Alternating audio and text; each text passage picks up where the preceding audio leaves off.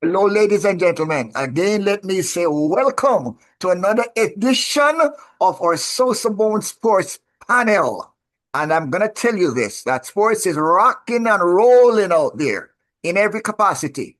And this afternoon, again, we are back with our trio of sports experts, I call them. None other than Mr. Member inductee of the First World Cricket Hall of Fame, Mr. Vernon Springer, inductee into the First World Cricket Hall of Fame, John Melbourne, and secretary to the First World Cricket Hall of Fame, the Honorable Dale Brown. And again, I'm going to say thank you for tuning in.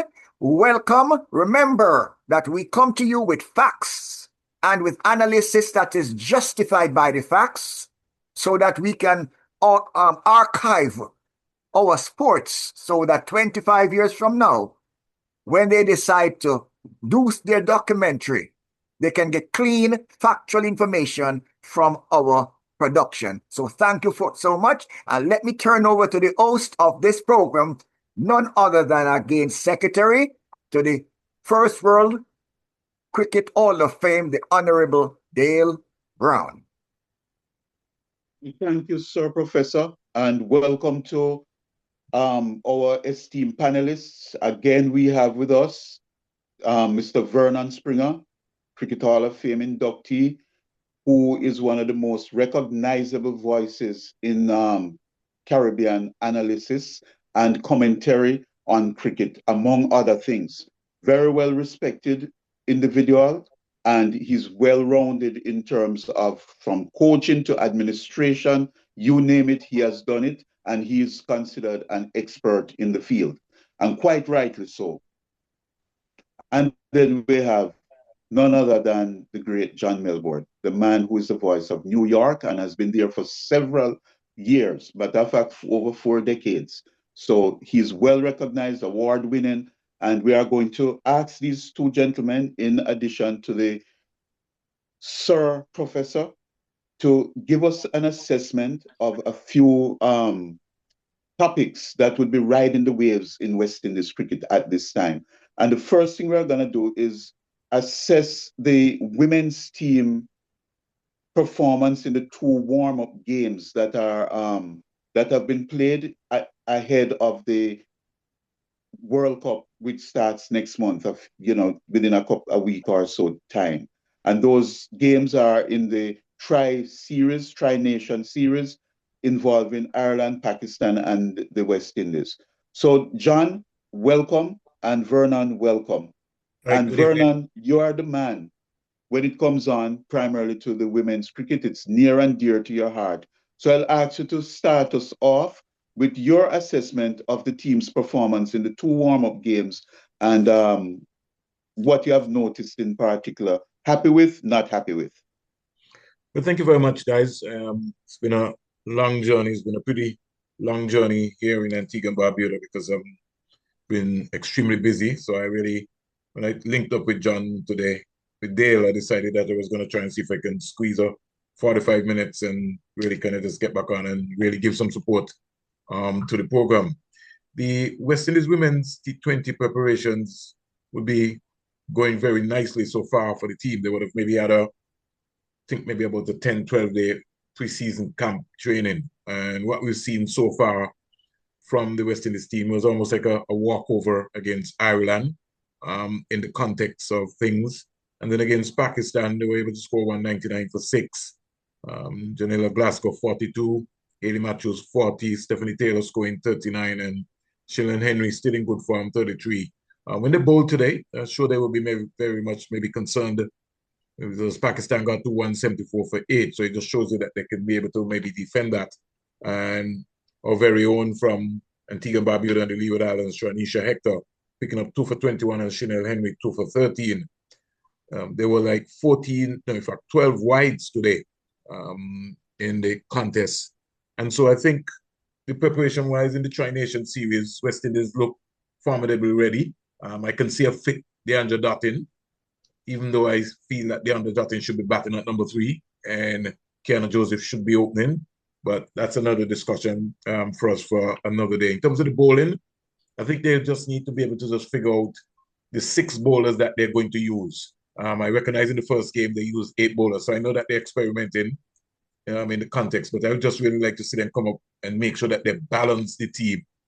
Because my point is that I'm asking myself some questions. Why are you playing Karishma Ramnarak if you have Taylor and the captain Haley Matthews and you maybe still have Joseph?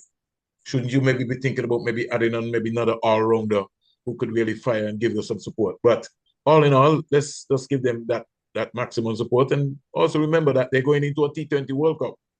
And into a T20 World Cup, the ball is round. And on any given day, you never know which hurricane day under that thing can turn up. And so you really can't count the West Indies team out. What I like so far is that they've really worked on their feeling. That was a major concern for me. And I just hope that we have a fit women's team. I think if you have a fit Taylor and you have a fit DeAndre Dottin, Henry is going to fire. And you know if the captain gets in. So I think we're going to be a formidable team in this competition. So I expect them to be able to get into the semi-final. Okay, thank you, Vernon. And John, what has impressed you the most? They won both games, as Vernon pointed out. And within the 2 victories, what were you most impressed with? Thank you so much, Dale, and certainly thank you so much, panel and folks, for joining us on this platform once again, the SosoBone Media Network. One of the things I kind of noticed and well observed is that the use of, I think they used 9 bowlers against Ireland and 8 against Pakistan. I don't know if they're trying to feel out to see, give all the bowlers a chance to turn over their hand in this series before they settle down, maybe, as Vernon said, maybe a 5 or 6 for the real deal. But I think it's a situation where they're experimenting now to look what you have. I think I am more concerned with the batting, and we have Haley Matthews and Stephanie Taylor. And as Vernon pointed out, I noticed that they opened with DeAndre Dottin in the 2 games. As he said, I prefer to see her coming lower down in the order. But Kiana Joseph had been the opener. And I would like to see her back in that position, but also not only in the position, but get going and put runs on the board. She can score quickly. And I think she can dictate a game if she gets going and make the connections, because there's no doubt that she hits the ball a long way when she's going. And Stephanie Taylor and Haley Matthews, there has to be somebody else in the batting. I think that's my biggest concern, is the batting. And what happens when Haley Matthews does not get off? Is there somebody in the middle order then, or 2 persons who can right the ship and put the runs on the board to hand over the game to the bowling? So, but yes, I thought it was significant that in the first 2 games against Ireland and Pakistan, that several persons were used to bowl 2 or 3 overs, actually. And as a matter of fact, I think even Stephanie Taylor, I think she only bowled 1 over. She bowled 1 over in the first game, but she didn't bowl in the second game. So I'm not sure, if she is going to be doing some of the bowling when the real deal starts, when the championship starts. And that's just about my position on what has taken place so far in the 2 warm-up games, Dale. And Dale, just to piggyback off quickly off of what John said, I know they want to go hard in the power play, but you're not playing in the Caribbean, you're playing in England. And so technically, while Taylor is experienced in playing in English conditions, I know Kiana Joseph is maybe not that experienced in playing in English conditions. So I know that's why I think they would have prompted by having Dottin come at the top of the order. Now, there must be a reshuffle at some point in time. And I've always felt, John, that yes, Haley Matthews has scored a lot of runs at the top of the order, but sometimes you have to just throw off the opponent sometimes. And if Taylor maybe decide, if Matthews decide, I'm going to come three and I'm not going to open, so I might have maybe sent a Dottin and a Kiana Joseph, because when you look, Matthews is always open. So the opponents have always walked her out there. I'm saying sometimes you have to just change up the entire format. And I find sometimes in the West Indies, we are just too conservative.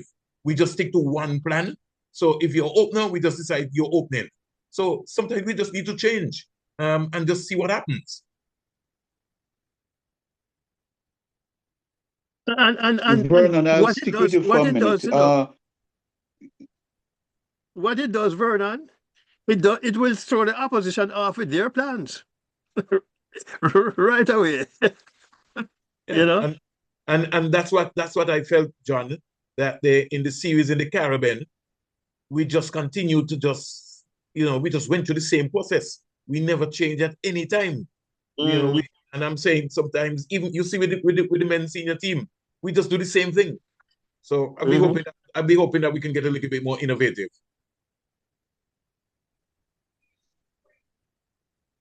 Okay, thanks, gentlemen. Vernon, Glasgow earlier in the year had shown some serious promise, and she then went into a little funk. How encouraging is it to you to see her get in amongst the runs today? Like I said to you, Dale, I am still trying to figure out the balance of the team and how they're structuring the West Indies women's team. When you look at it, you realize that if you follow the trend, you would see Matthews, Dottin, Taylor, Henry, and then everybody else fits around. It's not a situation where you have maybe Claxton, Hector, maybe going hard at the top. I think Josiah Claxton has got some serious ability, and I really think that they should allow Hector, Josiah Claxton, and Henry to go hard. They've got good pace, but the West Indies women team seem to have a concept of spin. So Matthews is going to bowl her four, then you know what's going to be happening. But I'm saying sometimes you could just pull away from that. You got Karishma Ramnak, you got Afi Fletcher. I just think the balance of the team, to me, is the real problem. And it looks as if it's a situation where they don't want to offend some people. But sometimes some games, based on the conditions, I don't think you need to be playing Fletcher and Karishma Ramnarak at the same time. If you have Fletcher and you got Haley Matthews, I'm just drawing a reference, that's 8 overs. You still got Stephanie Taylor, who maybe can bowl. The seam, when you look at today, you could afford to, even 10 overs is gone, you could have brought back your seamers quickly so that they get some practice in terms of, they just brought them back a little bit too late. But we just armchair critics there, and we just putting it out there in terms of what we would like to see happen going forward. In terms of Glasgow, like I said, when you have these short series, sometimes people are not comfortable and not given long enough runs to be able to season and expound themselves. And sometimes that might be the issue. Let's hope that they get the balance of the team right. Okay, thank you. And so we'll go over to the men's now. And we have the home series against Sri Lanka, New Zealand, and Pakistan coming up.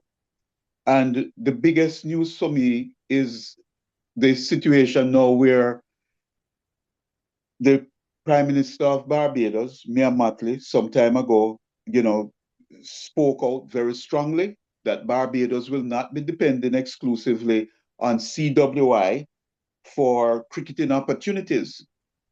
And Barbados then procured or secured the final for the CPL to be played in Bridgetown. Now, Cricket West Indies has announced that 2 of the games scheduled to be played against New Zealand toward the one-day internationals will in fact be played at Kensington Oval in Barbados. Vernon, tell us your thoughts about that, and what do you think led to all of this and the change of mind? Well, it's good news for the fans in Barbados. But do you know what is strange, Professor SosoBone, John, and Dale? I hear a lot of talk about people wanting matches. But sometimes the fans don't even turn out.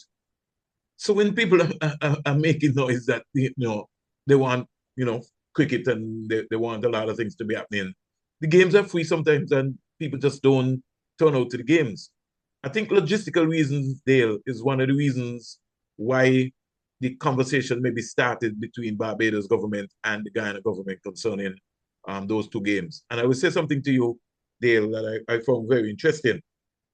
Now, Jamaica is hosting 6 games, 3 ODIs, 3 T20s. Now, you know what used to happen before there. There was a point in time where the folks in the United States of America might have been able to host 2 games. And I know that somebody's going to tell me something about costs. And I think sometimes we only use the United States of America when it is kind of very convenient for us. I hope that the fans turn out at Sabina Parkdale. I really, really, really, really hope that the fans, I see a lot of promotion really going on for the games. But I think that the West Indies are going to have to be on their money straight up. And for me, I don't want to comment yet anything there. I've looked at them in Antigua and Barbuda. What I would have loved to have seen Dale and John and Professor SosoBone join the camp in Antigua and Barbuda would have been some actual matches, because you're going through technical paces and fitness and XYZ there, but you're going straight into a series. So I would have loved to see maybe 2 competitive games, maybe even before they head up. But they've been doing a lot of work. And so, cricket is played on the day. I see a situation there, Dale, and this is just how I feel about it, Dale. And let me just put in this one, Dale. I still feel that Justin Graves is a proper opening batsman and should be given a role, especially in the 50 over, to open. I'll leave it there, Dale. Okay, thank you, Vernon. John, when you heard the news that Barbados, in fact, will be getting 2 ODIs, what was your immediate reaction to that? I think it's responding to an earlier report that Barbados wasn't getting any international games in the next period. And so some people spoke out, and there seemed to be a change of heart, to appease the Barbados cricket people. And I thought it was unfortunate initially that they even one game that was not being played in Barbados. But it's how there are but so many games, and there are a lot more venues than games being played, and so administrators have to figure out what's best to place the few games that come to the island, and who gets the games when and where. And John, quickly, and Dale, just permit me, because I'm engaging with John very quickly so that we can get the point across to a lot of people. In the Caribbean right now, John, the cost of hotels is a major, major, major problem.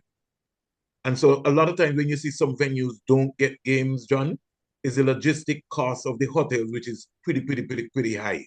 And so a lot of, and I say that, John, Barbados has not hosted a youth tournament maybe for the last 15 years.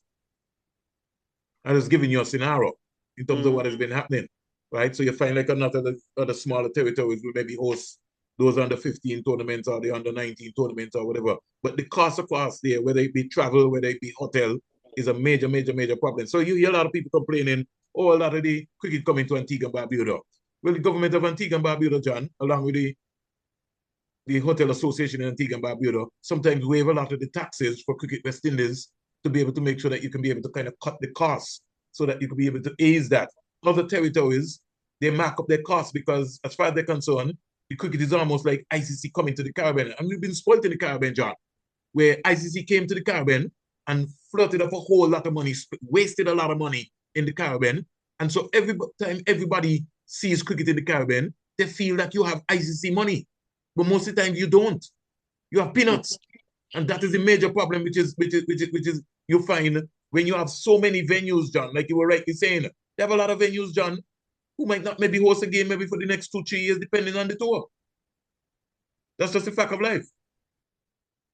And then I think, Vernon, that if cost is a factor in not placing a game in a territory, tell us, Cricket West Indies, tell us that cost.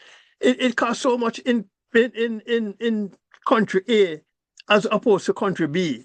And that is why we are placing the games in country B instead of A, because of cost. And the bottom line is you have to make some money, because you have to meet your expenses in the long run, the long and short of it. And so that's why, John, I feel that sometimes Cricket West Indies is going above and beyond for a lot of things which really should become territorial. And I will say this, for youth tournaments, John, I don't think that Cricket West Indies should be involved in the youth tournaments.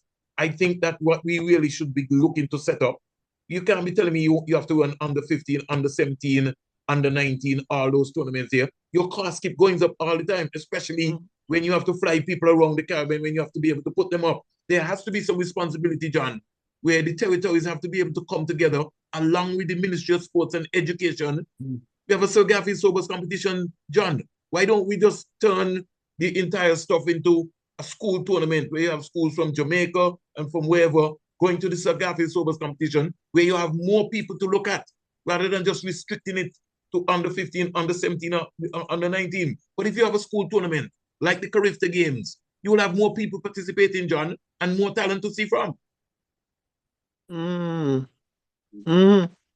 Okay, good points, gentlemen. And Yeah. Professor, I know you're not going to speak very much, but again, we see the Prime Minister, none other than the esteemed Mia Mottley, voicing her concern that Barbados did not host a regional game, or was not in line to host a regional game, which they did not, or an international game. And this was a couple months ago, and now it is announced that they in fact have 2 games. Your reaction to that, Professor, please. Well, one of the criticism of West Indies cricket and the administrators is that every time someone complains, they jump just to satisfy and not just to neutralize that complaint. And that in turn puts them in a position where they are identified as not planning. Okay? Not planning properly. Because when you have a project to do and it is properly planned and executed, you don't really get complaints. It is good for the Prime Minister to come into the picture. All Prime Ministers to come into the picture. Because at that point, you can ask all the Prime Ministers to get together and talk about the development of sports and how you're going to bring the tourism industry onto the platform. So the problem Brother Vernon spoke of about the cost of hotels, they will make allowances that when a tournament is taking place in the island, there's a huge subsidy, okay, from the hotel where cost of hotel rooms are concerned, where the airlines are concerned in bringing people in. Again, you ask them to put airline tickets on sale so that more people can come in. And in the process of more people coming in, more hotel rooms get booked and the economy benefit more. So it is good to hear that the Prime Minister is expressing an interest in having more cricket. On this program, we need to tell them what to do to have more cricket. And to have more cricket, you have to have fans. And how do you ensure that the fans are in the stands so that the advertisers and the sponsors jump on the game? And when Brother Vernon spoke about students playing games, what you should be saying also is that when you have a test match taking place, schools close. Okay? And all the students are allowed to attend the games, even if they're going at half price or if they're going for free. Because the advertisers and the sponsors, they don't care what the price of your ticket entrance into the stadium is. They want to look in the stands and see 60,000 people. They do not benefit from the cost of your ticket. What they benefit from is from the eyeballs. So when you can show them stands filled of people, whether they are students from the schools or they're adults, it doesn't make any difference. They're not looking at the age group. They're looking at the fact that they're getting good brand promotion when they decide to sponsor a game. And it looks good on television. Okay? So those are some of the things that having the Prime Minister come to the table, that we make strong suggestions to them as to how to market the game. Not to the people who can afford it. So people are complaining that the hotel rooms are too high. But we said that we need 100,000 people at the games and people have to stand outside. Okay? And in that process, the hotels are going to benefit with the volume versus 200 guests coming in at one price versus 500 guests coming in at a lower price, but you're not cutting the price of food and all the other things that you're going to make money from. Marketing has to come and play an important role for the West Indies. Okay? Marketing has to play a very important role when it comes to this. And the students that we talk about from a development point of view, if you close schools on those game days and bus them to the games, you're going to find that the energy level is going to be very strong when it comes to a team coming in. And then you're going to find that people will be paying prices and the kids will be crying that they can't get into the game. Professor, well said, and you'll be happy to know that as you're speaking, there's at least one school. You're breaking up, Dale. In Jamaica that will be transporting or offered to transport against Sri Lanka next week. That starts on, and that is at least one school is thinking along the same line that you are saying right now. I think there have been some significant developments on the cricket landscape in the last few weeks, And one happened in Jamaica, where the Raven Hines came out and said there should be a separate ministry for sports, which I guess would look after cricket more. I know cricket is on his mind. And I thought I read the last couple of weeks that even the CARICOM is talking about not enough being done for sports now. Vernon, you can develop that, Vernon? John, I don't know if we really understand the power of sports. I think what we have in the Caribbean is a lot of photographers who, when our athletes win on the world stage and in the various Caribbean competitions that they go to, they turn up at the airport to take a lot of photos, but don't understand the requirement of what is necessary to move the needle from 0 to 15 and what it's going to take. We only applaud winners. We don't applaud the people who are struggling and who need it. Let me say this, John.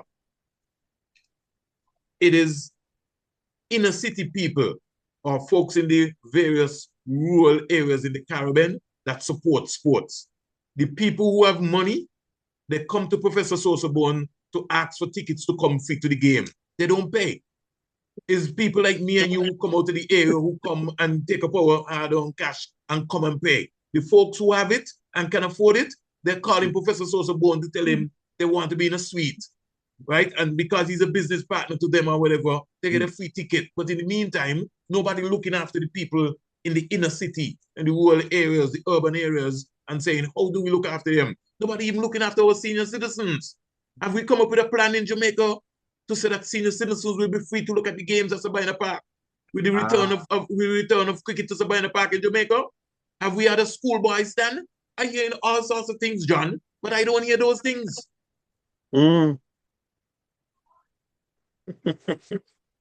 Yeah. Somebody has to, I guess, call it bite the bullet and lay out a plan now for cricket to become the sport that you want to go and watch. Like in India, you go to India to watch like a game and the stands full. But John, we only can do that when we fix the base. We have to fix the base of what's happening with our sports in the school. When you came up, John, there was one bat in your school and one ball. There were no stumps. But when break time, you're hustling to go to that staff room to get that bat and the ball to go and play. Or you made your own bat and you get a win ball. You look around on the play fields in the schools now. There's no cricket equipment. There's nothing happening in the community. Right? That is, we have to fix the base. Why in Jamaica you have so many outstanding athletes at the primary school level, but you don't have that at the primary school level for cricket, and you have organized football? In Antigua and Barbuda, there's no primary school cricket. So if you're good at 10, if you're good at 10, 11 years old, you have to play for a secondary school team. So why we have to fix the base, because the base is what is going to bring out the new cadre of supporters to support cricket. Because if your grandson comes home and say, Uncle John, I get a ticket to go to Sabina Park to look at the first 3 ODIs, you have to go with him, John. Mm-hmm. Right. Yeah, That's what we need to do. Yeah, as we said, I know in Jamaica the series kicks off on June 3rd, and at least one high school with young cricketers will be attending that first one-day international.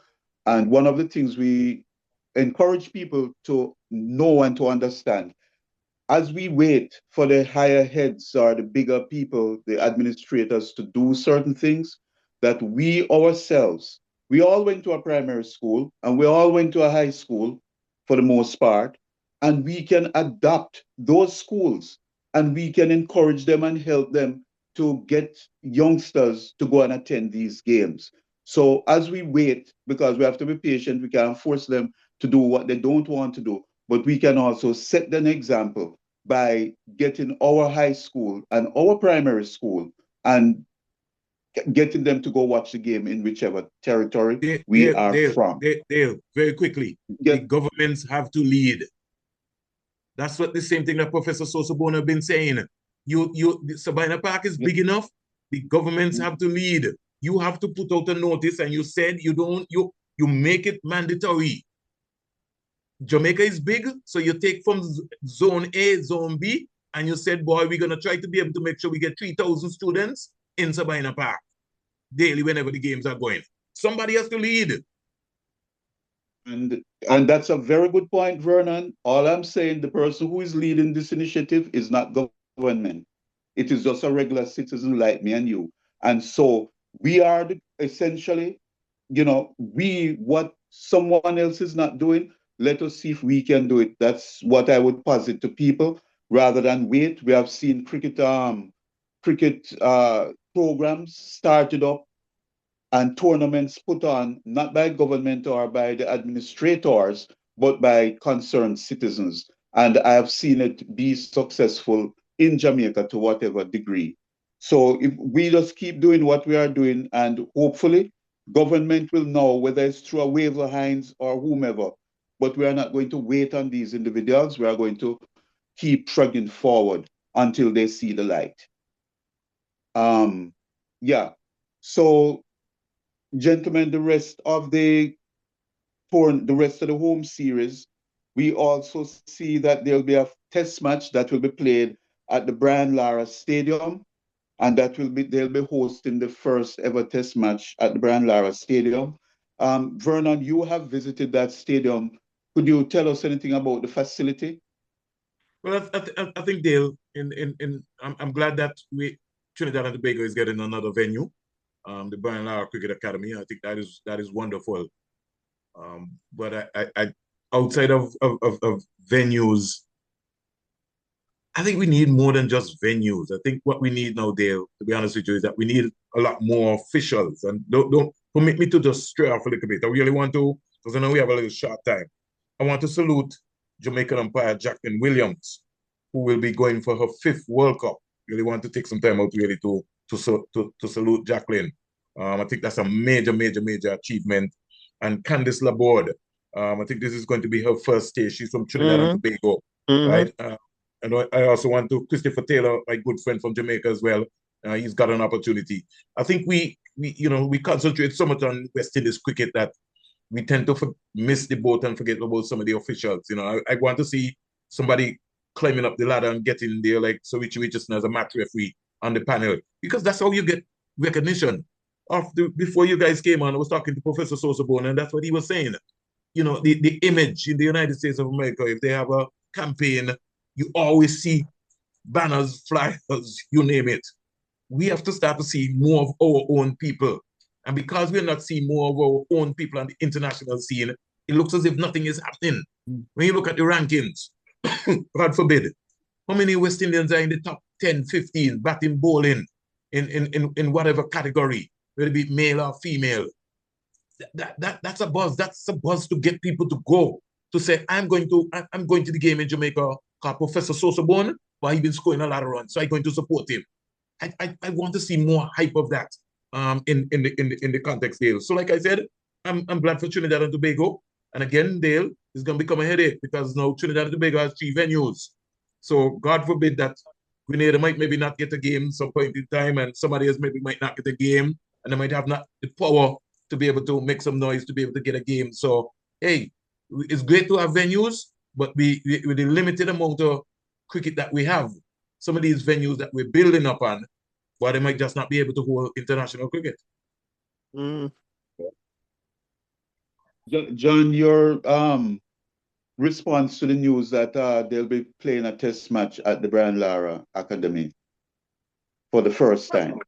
Yeah, and it's probably about time, that we make use of our. If you have the facility, then make use of it, and maybe it's a little bit cheaper for West Indies Cricket Board to go to the Brian Lara Cricket Academy than to go to Queen's Park Oval. I mean, going back to what Vernon talked about earlier about the cost of playing games certain places, and the hotel cost and all that kind of thing. So I don't know if it might be a little more cost effective now for Cricket West Indies to be using a stadium other than Queen's Park Oval, which is a Brian Lara Cricket Stadium. And why has the Brian Lara Cricket Stadium been built all these years and not being used to play international cricket? But it's greater than that, John, because if you listen to Ryan Emirates, that was also one of the issues in the preparation of the Trinidad and Tobago team for the 4-day competition. He was appealing and calling and saying, hey, somebody need to open the avenue and the will to give us, the Trinidad and Tobago Cricket Board, they have their own technical center.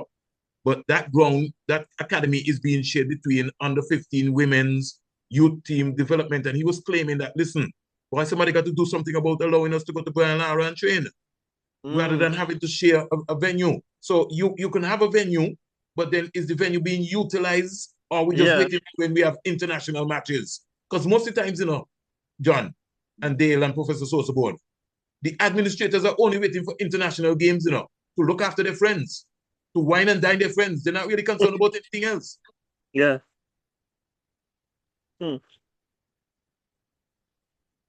Well, I would like to make a call that in light of the fact that this might be a virgin opening for that stadium where test is concerned, that they make a special effort to make sure that the stadium is full. Not so much that they just have a game there, but they guarantee that the stadium is full. And that goes back to some of the conversations that we're having where sports tourism is concerned. Okay? I mean, you're planning to have a grand opening session at that stadium. Are the hotels tied into this special effort? Are they running, Black Friday sales or Black Saturday sales on their rooms?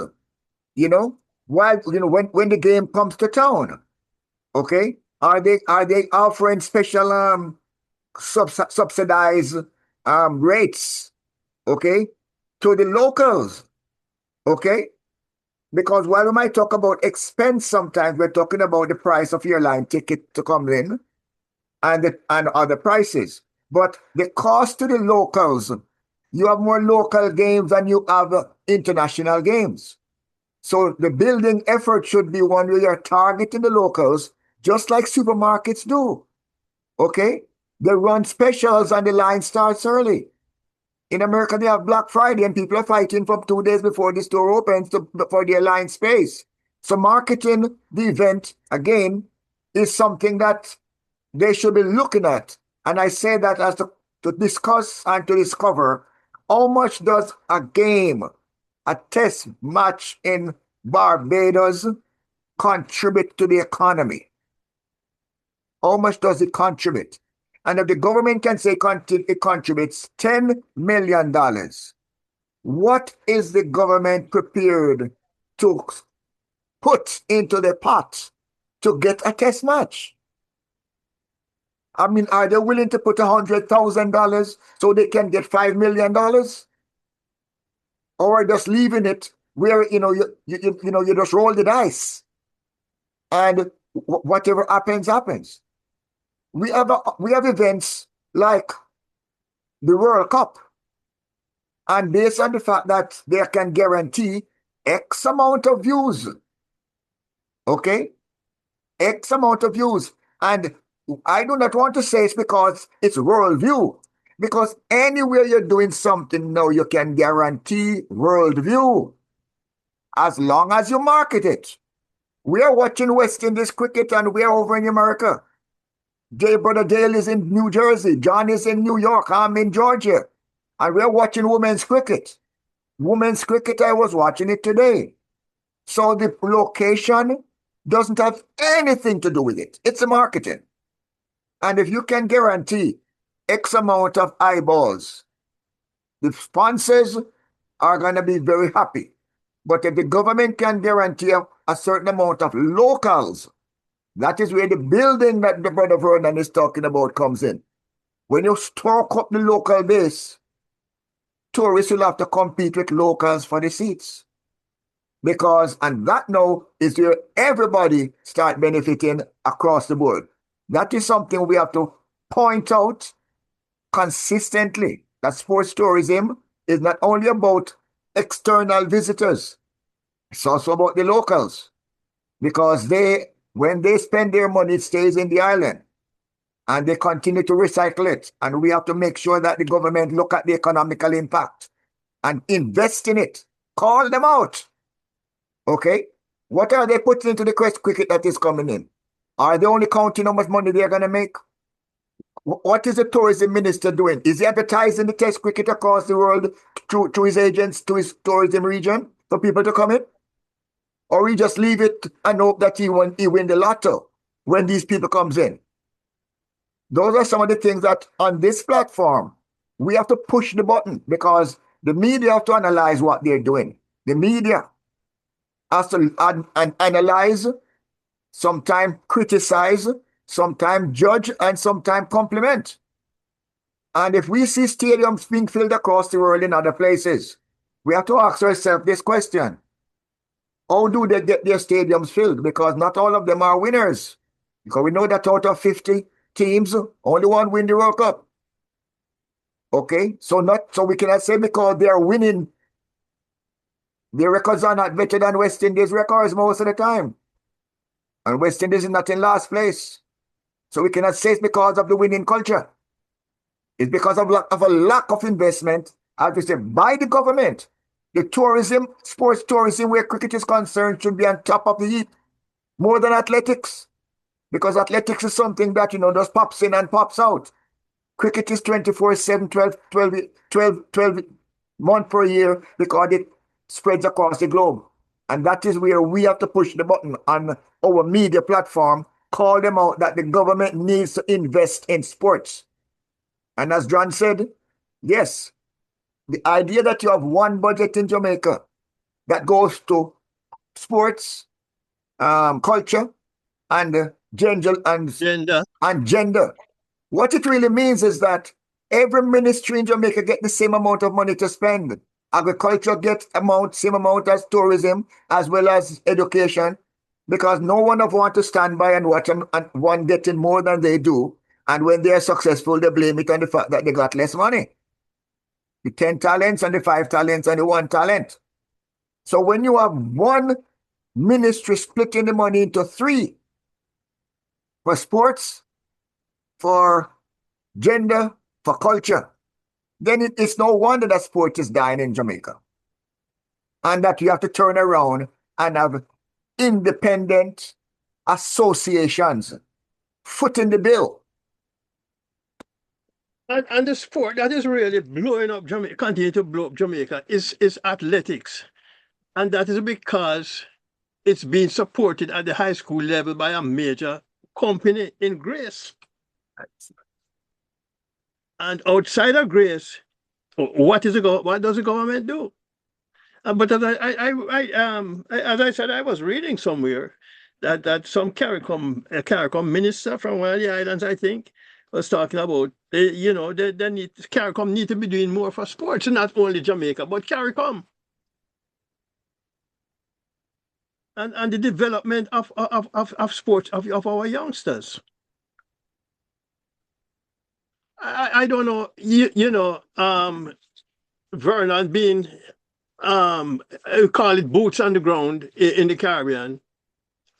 Maybe we're still locked into amateur thinking and behavior as opposed to moving into the professional arena.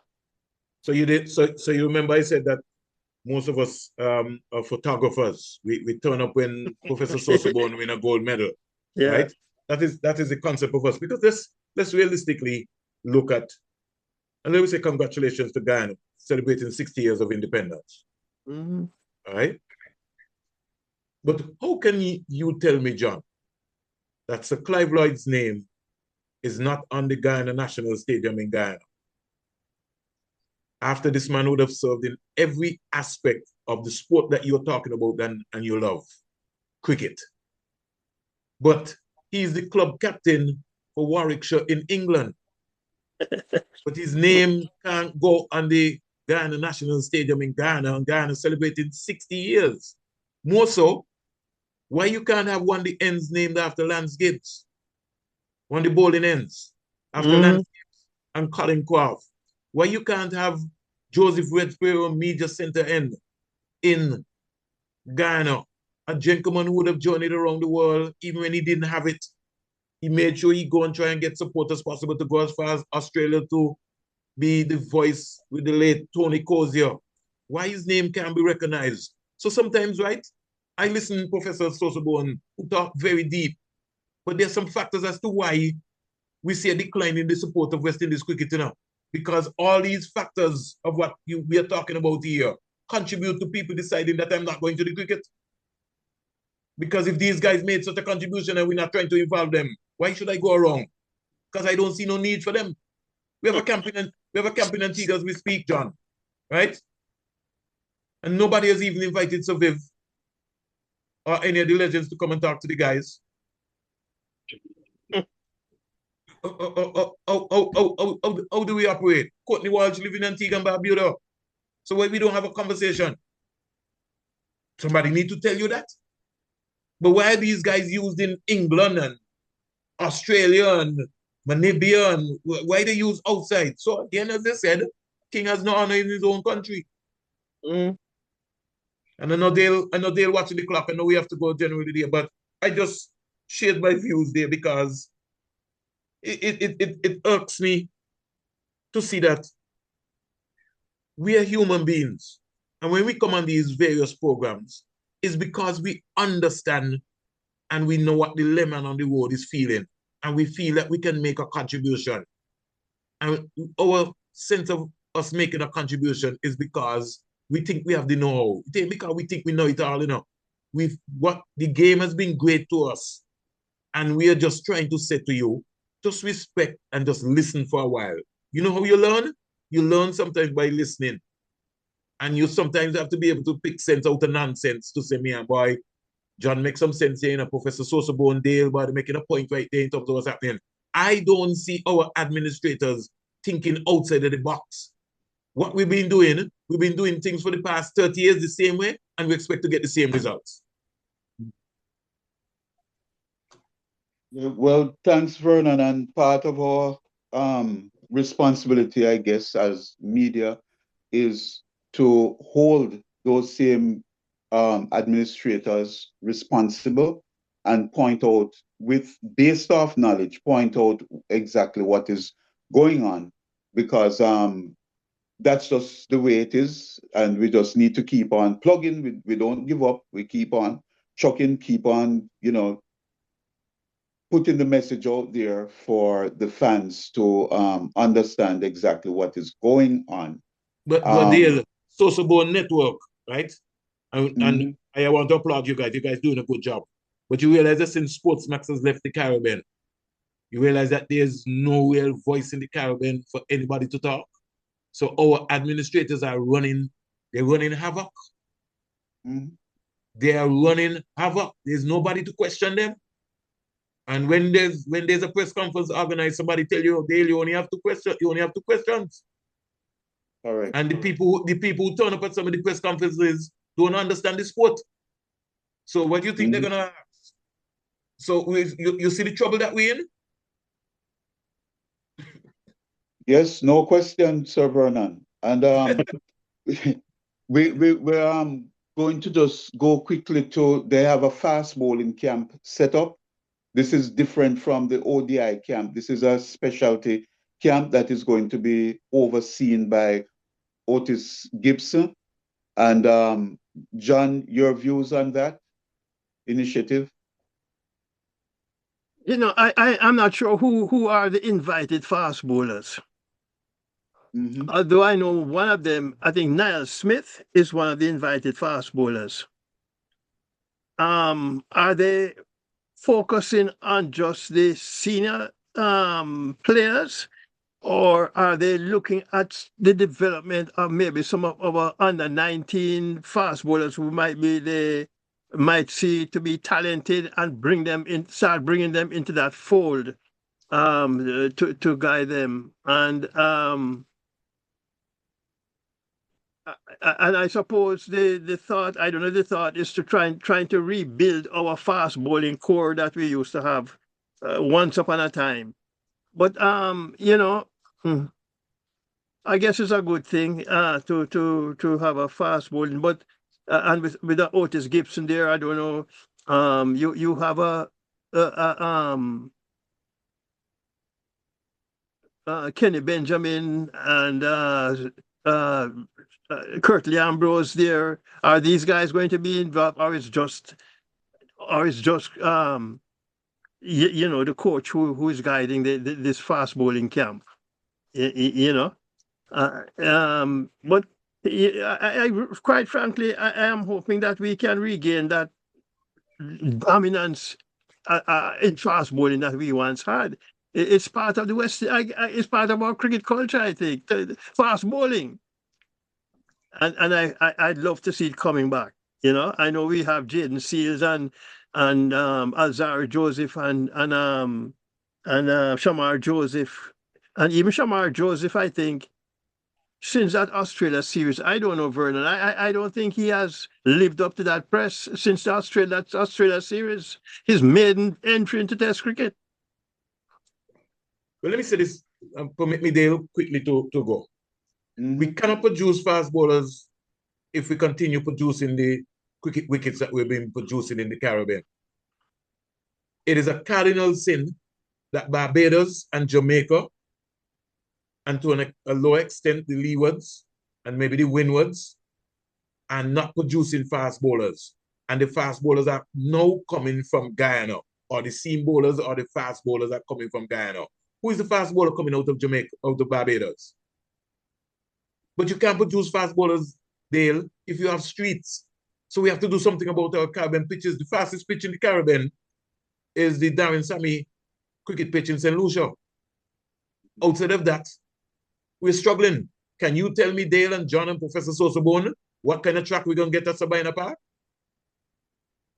Are we going to be the away team when we're playing that series, that ODI series and T20 series in Sabina Park in Jamaica? Or we are going to be the home team that we know what sort of track that we're going to get and what is our strength. Thirdly, if we're having a fast bowling camp, John, Professor SosoBone and Dale, it has to be around the region. Nobody's supposed to handpick nothing for nobody. You go around, you go to Jamaica, you take Courtney Walsh, you take Otis Gibson, you take whoever, Darren Powell, and you tell some youngsters, you go to the country, wherever you set up, and you go hunting. Not nobody handpick Professor SosoBone and tell him you're going to a fast bowling camp because we like you. You allow people to go around and look for the raw talent. And we get the right ingredients. We can't get people who into the system already. So we need to move around the Caribbean, find a way, get somebody, get a company. Those companies that come to the Caribbean, Professor SosoBone, the cruise liners, let them put some money into a West Indies fast bowling camp. Then we get 100,000, 200, 300,000 from them to be able to identify the young crop of young fast bowlers that we're going to be able to need. That's what we need to do. Go around the Caribbean and look for the talent. We're putting all of our eggs in one basket. Let's get up and go around the Caribbean, and look for the talent. You know why Brian Lara became great and where they found him? At the Sir Garfield Sober Schools cricket competition. The great man was there. And he saw him and he said, "Come, sonny boy." That's what we need to do. Let's use Andy Roberts and the Courtney Walsh and whoever, pay them. Because you know the biggest problem, John? We don't want to pay our legends. We want our legends to work for free. Yeah. That is what is killing us. We don't want to pay Desmond Haynes. We don't want to pay Viv Richards. We don't want to pay Courtney Walsh. We don't want to pay Kenny Benjamin, Winston Benjamin. We want them to come and perform for free. And we on the outside wondering why they're not involved in West Indies cricket. But they can't work for free. I mean, we want to see them helping, but you have to pay them. Pay them for their knowledge and their experience. And get rid of some of the administrators who you're paying. Oh, boy. Well, gentlemen, John, closing remarks. Well, you know, I am really hoping and praying that somebody can take that mantle of West Indies cricket and give it a rebirth, so to speak, and lay out a platform, a foundation for people to follow. And as Vernon just said, instead of bringing in 10 people to Antigua, to a camp, you maybe send, you have a Jeffrey Dujan who is down in Jamaica. Maybe you bring in a Des Haynes and to join him or something, and you'd say, well, we're going to have a batting camp in Jamaica. You carry Courtney Walsh, you mentioned Darren Powell. You're having a fast bowling camp in Jamaica, or in Trinidad, or in Barbados, or in Antigua, or in St. Lucia, or in Grenada, to try to unearth talent, raw talent that just needs some guidance. And I guess this is the direction West Indies cricket has to move in. Somebody has to take the bull by the horn and stop this sweet talking when you're having a press conference. Let us go to work and put in the work. Do the things that is necessary to be done to develop our youngsters and bring forth good cricketers, solid cricketers. I just want to say, Dale, that in all facets of the game, we need to pay serious attention to. The ground officials in Sabina Park in Jamaica, Kensington Oval in Barbados, Sir Vivian Richards Stadium, ARG in Antigua, Darwin Samuel, whatever. We have to make them feel part of the eco-cricket system. They cannot be considered as slaves. We got to go through the training with them. We have to be able to make sure that we have some respect for them. We also have to be able to make sure that we make them feel part of the product. They got to look uniform. We looked at some of the 4-day competition games. We saw the groundsmen looking just like ordinary guys. Somebody got on a sharp pants, somebody got on something, no proper uniform, no proper structure. We have to make them feel part of the eco-cricket system. And secondly, the Caribbean is a radio country, has a radio culture. So if John and Professor SosoBone and Dale Brown parents are 84 years old and they're looking to hear the game come on radio, whether it be in Jamaica, Barbados, Dominica, Antigua, St. Kitts, Nevis. There's no radio coverage in the Caribbean anymore for cricket. So how people are going to come to the cricket? And we can't assume that, yes, we put it on West Indies YouTube channel and it's streaming and that John at 84 can watch it.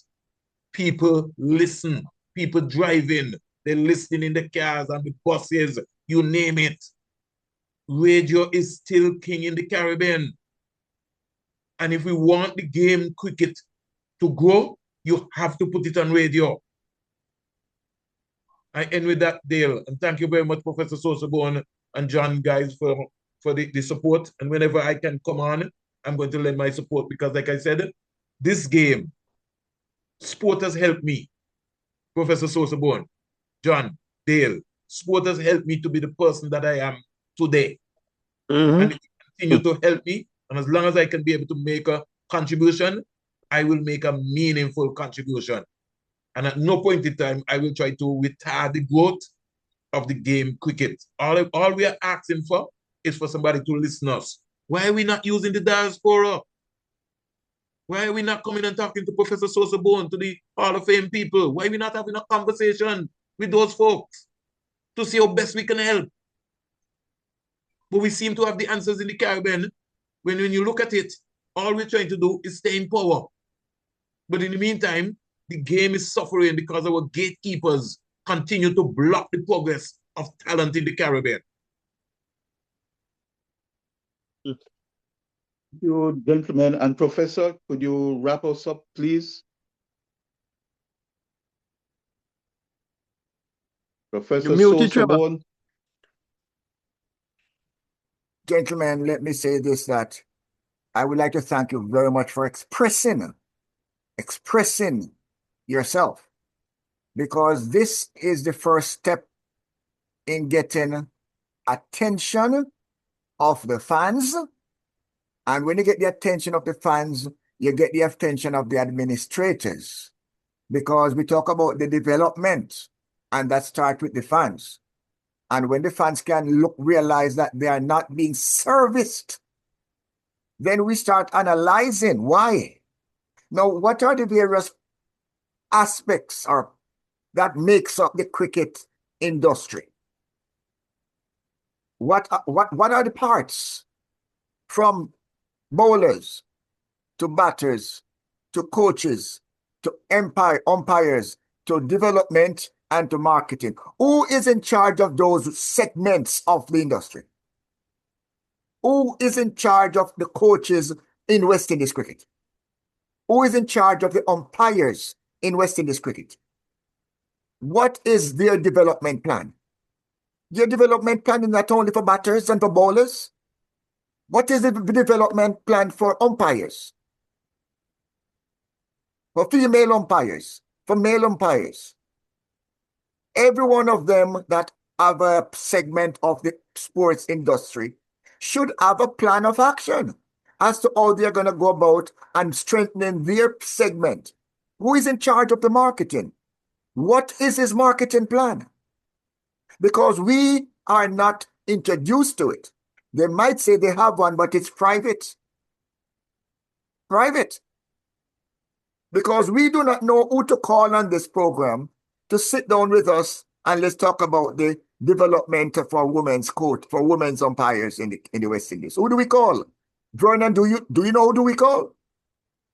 For the development of women umpires? Do we call Peter Nero? Okay. I mean, somebody because he's in charge of answer. coaching them. Somebody has to answer for the development or the lack of development. You can't say the president, but the president should be able to tell you who is in charge of the development. Okay? Like any business, like any company. Treasurer, marketing, production, shipping, inventory, whatever the business is, sports is a business. And if you do not have all the elements that runs other business in place, in West Indies cricket, yes, you might end up out. Who is in charge of training people to prepare the fields? I mean, there has to be a standard as to how the fields are prepared and what the conditions are supposed to be when it's game time. Who is in charge of training these people across the board and making sure that everything is up to scratch? Those are some of the quick things that we have to force onto the table so that we can say, listen, rather than talk about the pitch, we ask the gentleman who is in charge of pitch supervision, what is he going to do about it? And what is he going to do to make sure it does not happen again? So when you come back to a pitch that was given trouble a couple of weeks ago, after 4 balls, you don't call it because the pitch starts falling apart and you have to postpone the game until they come and repair it. Because those things happen. And it happened on the same pitch. So since it happened on the same pitch, whoever was in charge did not pay the pitch any mind. It was of no concern to whoever was in charge of pitch supervision. And we asked the question why we went back to the same pitch that caused a postponement and caused a problem, a near riot on the field a couple of weeks ago. Who is in charge to make sure that uniformity is taking place in every department? We have to call that quick. We have to raise that question publicly so that whoever is in charge realize that he's under the microscope. Every area of our industry must be analyzed and in the process hold people accountable. So I thank you so much for voicing what you have done. Know that they hear. Because once the fans have the knowledge, the fans start looking at them with disdain. You mean you couldn't prepare a pitch? You embarrass us that we had to postpone a game and start the next day later or earlier the next day because we lost time the day before? And you want us to bring in India and Pakistan and the UK to play against us when we can't even prepare a pitch? Those type of embarrassment must be addressed. We don't have to shout it out, but it must be addressed quietly in the planning room. And ask them if they have made adjustments so it never happen again. It never happen again. So thank you, gentlemen. And I go on, I say, there are many issues that impact our industry. And as Brother Vernon says, we are the only Max now that is going to be talking about what really is happening in the West Indies. So thank you, and we look forward to the next session. Thank you, Vernon. Thank you, John. Thank you, Brother Dale. And again, we are here to serve our community. And we are going to continue to serve our community as long as the need is there. Thank you so much. Thank you so much, sir. Thanks to everybody. God bless. Yes, thank you.